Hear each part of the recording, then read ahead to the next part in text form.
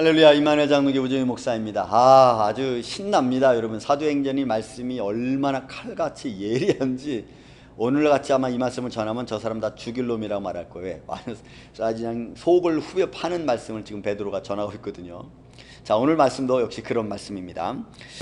37절부터 시작해서 40절에 있는 말씀인데 제가 또 빨리 읽겠습니다. 37절. 그들이 이 말을 듣고 마음에 찔려 베드로와 다른 사도들에게 물어 이르되 형제들아 우리가 어찌할꼬 하거늘 베드로가 이르되 너희가 회개하여 각각 예수 그리스도의 이름으로 세례를 받고 죄사함을 받으라. 그리하면 성령의 선물을 받으리니 이 약속은 너희와 너희 자녀와 모든 먼데 사람 곧 주 우리 하나님이 얼마든지 부르시는 자들에게 하신 것이라 하고 또 여러 말로 확증하며 권하여 이르되 너희가 이 패역한 세대에서 구원을 받으라 하니 라는 말씀입니다. 여러분, 그 말씀 뒤에까지 있는데 한번 다 전하지는 못할 것 같아요.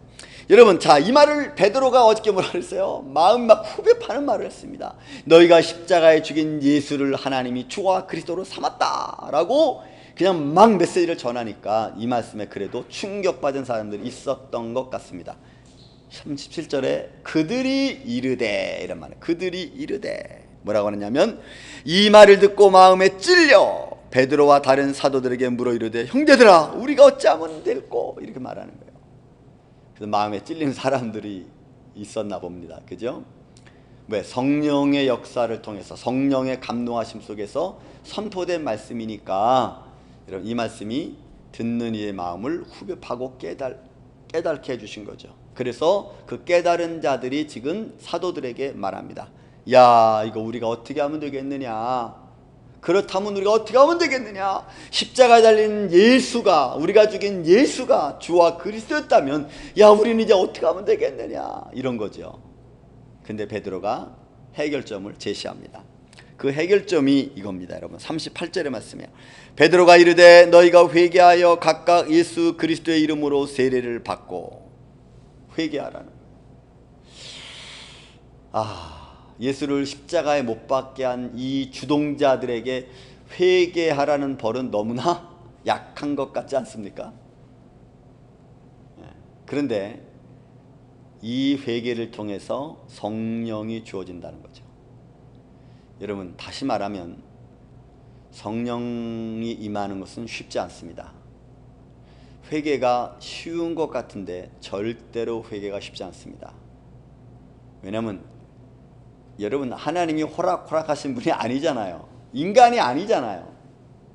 그러니 그 회개의 정도, 회개의 가치를 누구보다도 아시는 주님이시잖아요. 우리는 그래 회개했어? 라고 그냥 겉으로 보여진 것만 우리는 알 수 있을 뿐이지 그 마음의 중심은 모르잖아요. 그런데 그 마음의 회개의 중심을 아시는 분은 하나님이십니다.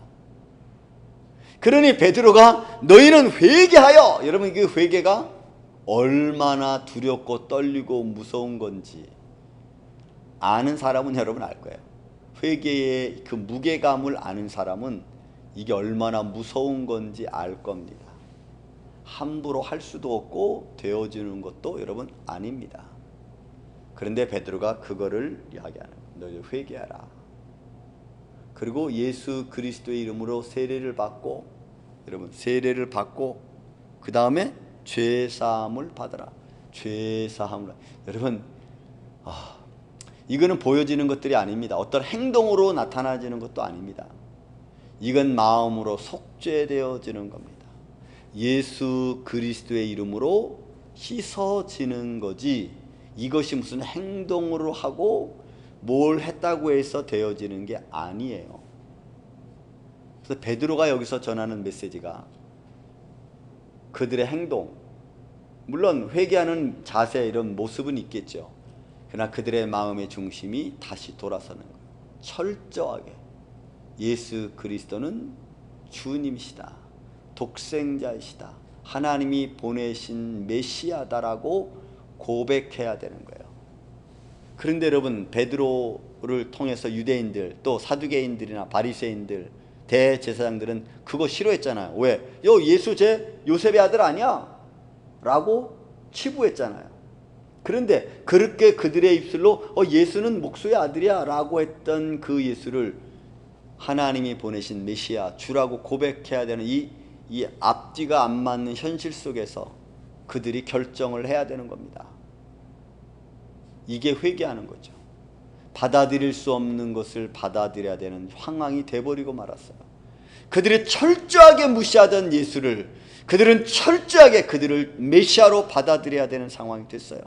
자존심도 상하고 자기들의 전통이 깨어지고 자기들의 삶의 율법이 다 깨어져도 그걸 고백해야 되네요. 깨어져서 고백돼야 되는데 깨트릴 수 없잖아요. 그러니 고백이 안 되는 거죠.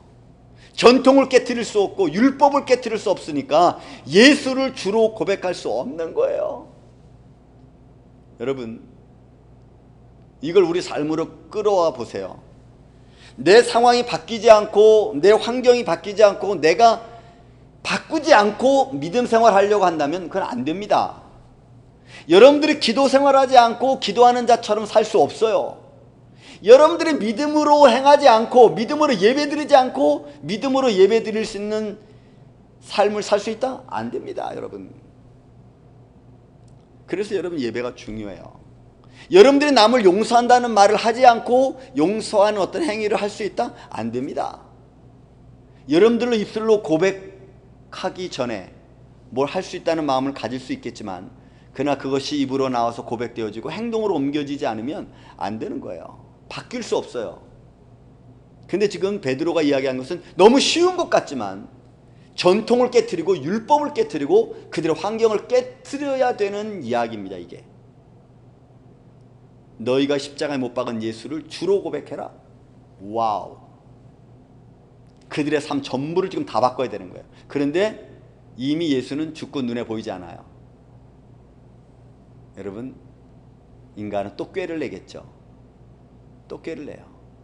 그러나 그것도 성령님이 아십니다. 성령님이 아세요. 그러니 여러분, 베드로 메시지가 얼마나 어마어마한 생명을 살리는, 삶을 바꾸고 전통을 바꾸고 내 삶의 틀을 바꾸는 메시지입니까? 여러분, 이게 초대교회 당시의 메시지예요. 지금 메시지하고는 완전히 다르죠. 좋은 것만 이야기하는 말씀이 아닙니다.